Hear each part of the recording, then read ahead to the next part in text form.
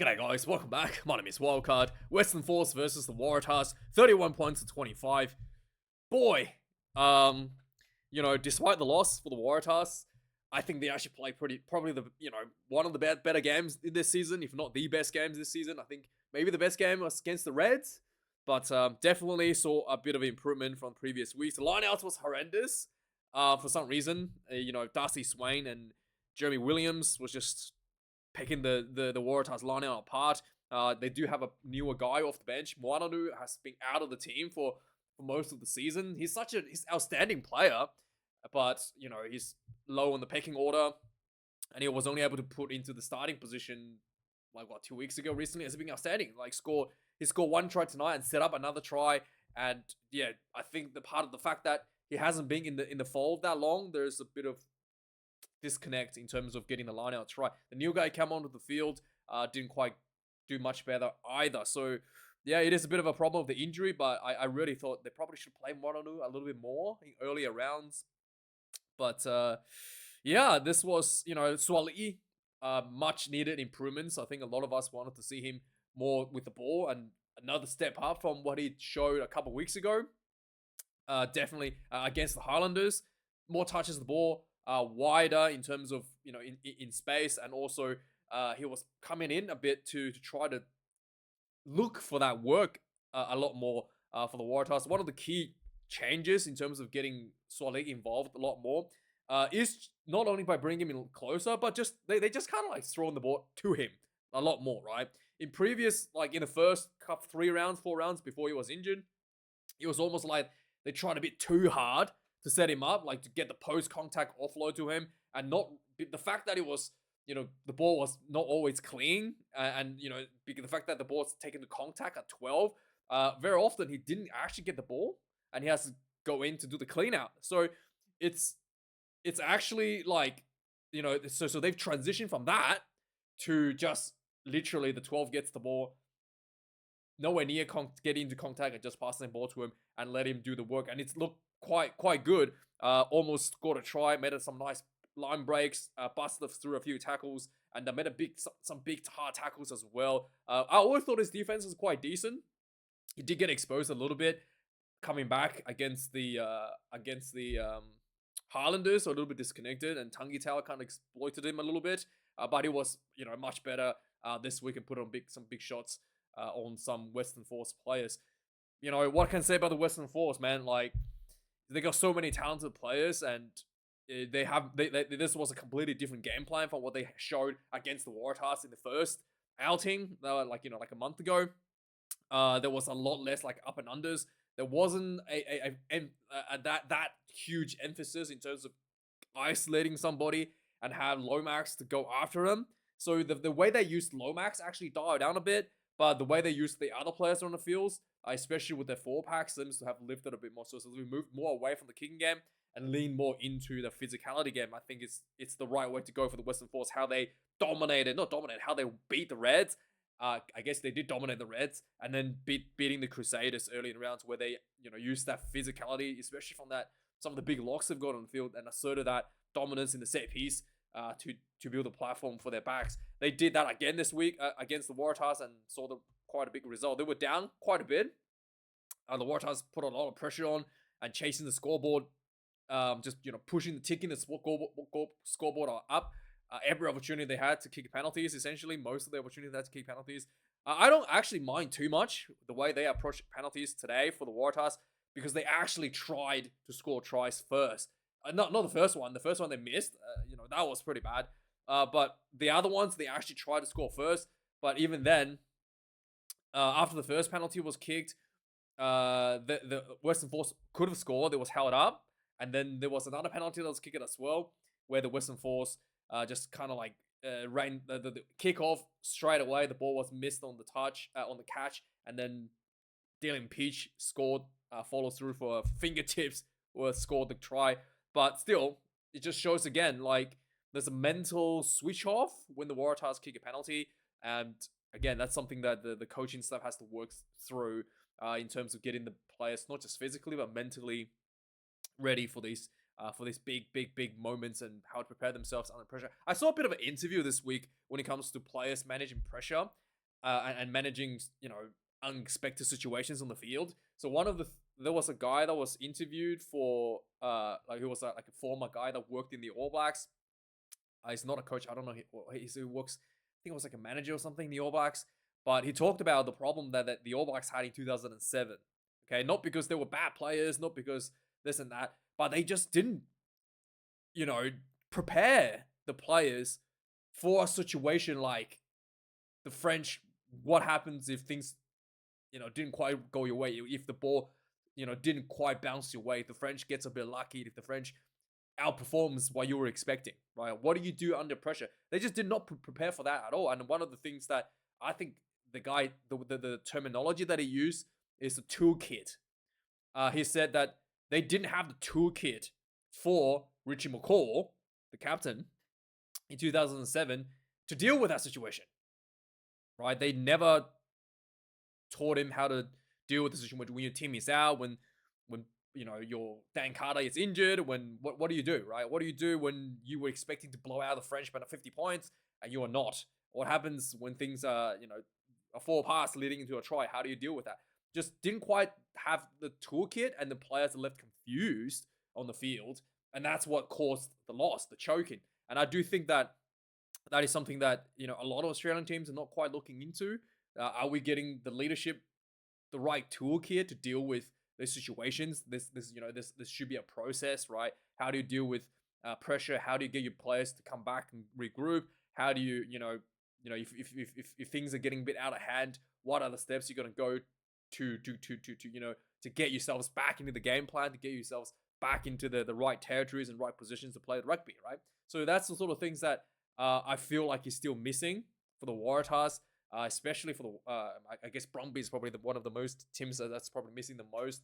Still, it's missing for the Waratahs, but I do think that is a pretty big improvement for them. And the fact that you do a penalty goal and then you immediately almost got scored twice was just another thing that I think it's a preparation issue there. But in the end of the day, I do think that this was a big performance increase, and hopefully they can, it's end of the season now, they can continue to build next season. And but yeah, let me know your thoughts. Did I miss anything? Lineouts were horrendous. Yeah, we're talking about that. But yeah, let's have a look at the match stats of the game and have a just really, look at some of the key areas of the Waratahs really lost this game. 247 run meters for the Western Force, the Waratahs 413. So the Waratahs definitely ran the ball more meters, more carries, 117 to 82. 15 defenders beaten to the Western Force 19. I mean, Dylan Peach beat like 5 defenders in like one step. It's like the difference is like the one player made all the difference in this one. Is just such a crazy, amazing player. 8 turnovers conceded for the Western Force, 10 for the Waratahs, 149 tackles made, 15 missed tackles for the Western Force, 102 tackles made for the Waratahs, 19 missed tackles there. 23 kicks in play for both teams, 2 missed conversions. 2 missed conversion for the Western Force, 1 missed penalty goal for the Western Force, 1 conversion missed and 1 penalty missed for the Waratahs. 682 kick meters for the Western Force, 637 kicks for the Waratahs. So both teams have dialed down their kick meters. I'm pretty sure last time both of them had like over 1,000. Tell me if I'm wrong. Over 1,000 kick meters in the last outing. And then we've got the lineouts. 1 loss for the Western Force, 7 losses.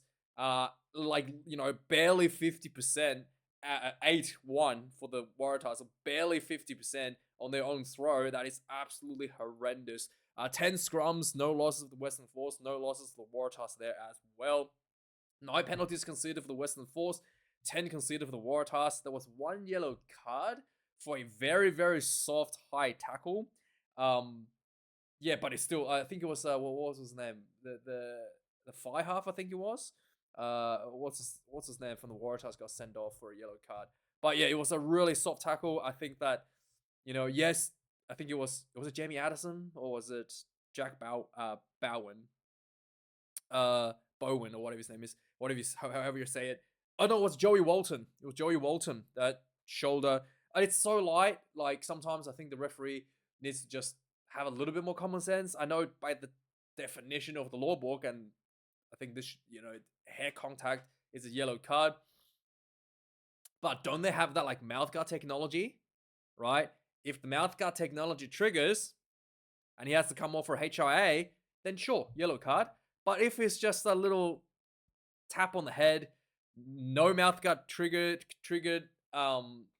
from it, then you should just be a penalty, right? Just like poor technique, penalty, low degree of danger, no need to send anybody off, right? I think that should be how it's interpreted, because we do have the technology for that. And you know, it is a little bit of yeah, I do think that this was a little bit of a like too soft of an incident, because player gets a head tapped here and there all the time. Like if every time someone's head gets tapped, it's gonna be, you know, you end up in a situation where everybody's gonna send off, right? So yeah, that's a little bit of an interesting interpretation there from the referee, but you know, it's better than the you know, a couple of weeks ago where he just let all the errors go, you know, to speed the game up, right? So it's better than that, at least for this referee, from New Caledonian referee. But anyway, let's have a look at the match summary of the game. Tazano 2 tries, Peach 2 tries, absolutely crazy. So the Waratahs actually got the first try on the board 14 minutes into the game. Teams actually played really hard to score tries. There was a little bit of a ruck, and then Moanonu was kind of like on the side of the ruck. No one was marking it, picked the ball up and ran through for the try, 7 points to nil. 20 minutes in the game, the Waratahs goes, we'll take the 3. I was like, oh boy, might not be able to win this one, and then kicked it 10 points to nil. And then literally after this one was kicked, the Waratahs was like almost, Tazano almost scored, he got held up, and then luckily Waratahs did not concede that try, but they got another penalty. And then the Waratahs kicked another penalty, 13 points to nil. And then from that second penalty they kicked, right, they got out of jail with the first one because Tazano got held up. This one, right from the kickoff, the ball completely misses, went through the fingers of Matt Phillip, and then it bounced in goal. There was a bit of a like kicking, bounced in goal, and then Harry Potter missed the grounding, and Dylan Peach ground the ball on his fingertips. I'm pretty sure Jeremy Williams also grounded the ball after that as well, if Peach didn't quite get the grounding. But yeah, they just said that there was Western Force try, 13 points to 7. 30 minutes into the game, the Waratahs get themselves a bit of guts and determination, build a lot of faces, 13 faces I think it was. There was a penalty advantage, and Moana got the ball center field like he was a world-class fly half. He did the dummy, and then threw the ball over the top of the I think it was might be, yeah, one of the might be I don't want to, yeah, one of the defenders. I think it was Peach, or maybe it was Lomax. He threw it over between the fingers, and then to Potter, and there was no one in front of Harry winning for the try. 20 points to 7. And then just before half time, Joey Walton got sent off, 33 minutes. And then with that being said, there was a lot of pressure from this. There was a penalty. There was more crash balls. Lomax got the ball set, came out to Lomax, got the ball center field. He threw a really long pass out to Peach. Peach ran out, and there was 4 players drifting across on the Waratahs. He was completely covered. He stepped all 4 of them and ran through a gap for a try. 12 points to 20 halftime score. So yeah, crazy.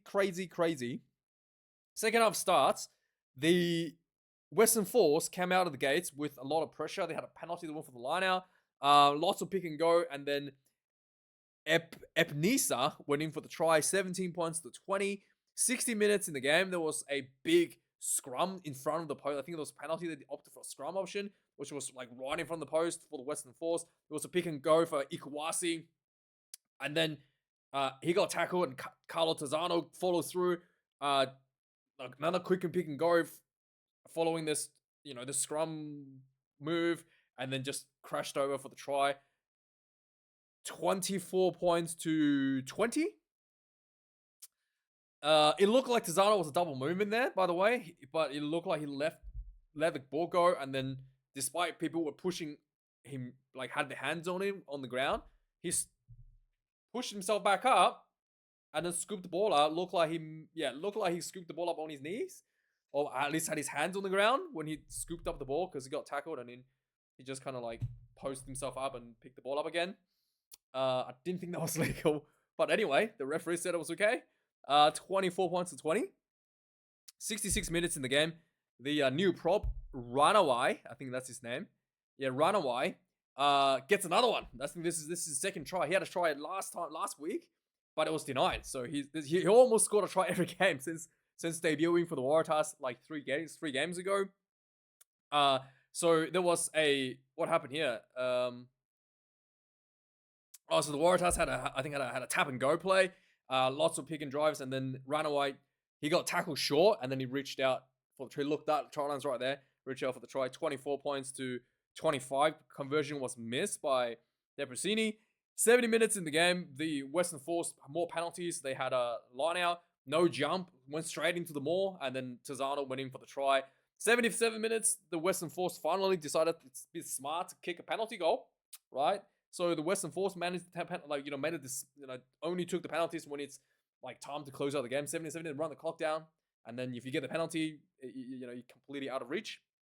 Curly Beale took this one. He got the distance, couldn't quite get the target, missed it, but turned out didn't need that one. Just bit of a swing and miss there for a final attempt, and then the final score 31 points to 25 for the Western Force. Highest finish in 12 years, 7th. So, yeah, I feel like the Western Force, again, the team that didn't kick the penalties, winning the match. Not too surprised, I guess. Waratahs didn't kick penalties in previous rounds and they lost. So, who knows? You can't win either way, right? But you got to improve. What's the best way to improve? Not kicking penalties. That's my theory, right? You're not winning kicking penalties. You're not winning not kicking penalties. But not kicking penalties giving you more chances to improve because you're playing the rugby more and putting your players under pressure to execute. And, opportunities don't come very often. So, yeah. Anyway, thanks for watching. Like, comment, subscribe. And I might do a couple of reviews on the URC games. And we'll see. Thank you. Cheers.